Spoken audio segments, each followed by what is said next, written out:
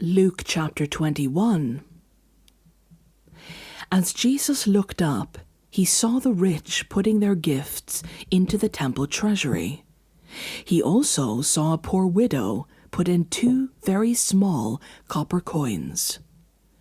"Truly I tell you," he said, "this poor widow has put in more than all the others. All these people gave their gifts out of their wealth, but she out of her poverty put in all she had to live on."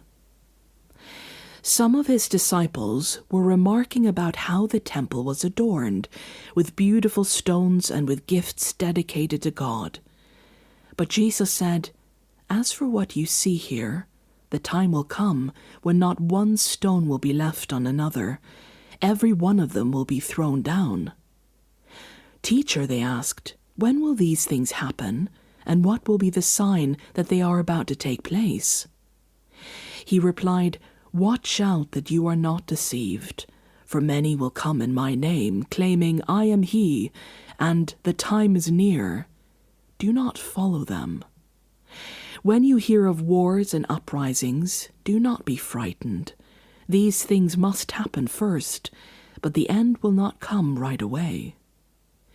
Then he said to them, "Nation will rise against nation, and kingdom against kingdom. There will be great earthquakes, famines and pestilences in various places, and fearful events and great signs from heaven. But before all this, they will seize you and persecute you. They will hand you over to synagogues and put you in prison, and you will be brought before kings and governors, and all on account of my name. And so you will bear testimony to me. But make up your mind not to worry beforehand how you will defend yourselves.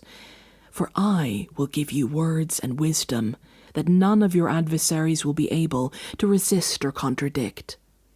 You will be betrayed even by parents, brothers and sisters, relatives and friends, and they will put some of you to death. Everyone will hate you because of me. But not a hair on your head will perish. Stand firm, and you will win life. When you see Jerusalem being surrounded by armies, you will know that its desolation is near. Then let those who are in Judea flee to the mountains. Let those in the city get out, and let those in the country not enter the city. For this is the time of punishment, in fulfillment of all that has been written. How dreadful it will be in those days for pregnant women and nursing mothers. There will be great distress in the land, and wrath against this people. They will fall by the sword, and will be taken as prisoners to all the nations. Jerusalem will be trampled on by the Gentiles, until the times of the Gentiles are fulfilled.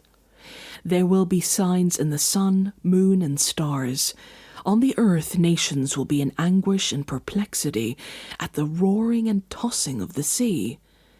People will faint from terror, apprehension of what is coming on the world, for the heavenly bodies will be shaken. At that time they will see the Son of Man coming in a cloud with power and great glory. When these things begin to take place, stand up and lift up your heads, because your redemption is drawing near." He told them this parable. "Look at the fig tree and all the trees. When they sprout leaves, you can see for yourselves and know that summer is near. Even so, when you see these things happening, you know that the kingdom of God is near. Truly I tell you, this generation will certainly not pass away until all these things have happened.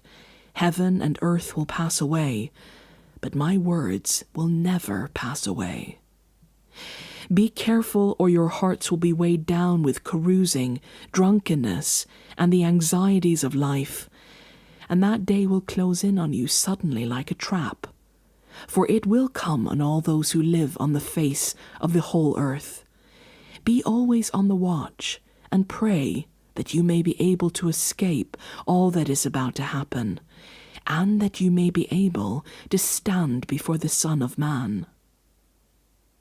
Each day Jesus was teaching at the temple, and each evening he went out to spend the night on the hill called the Mount of Olives.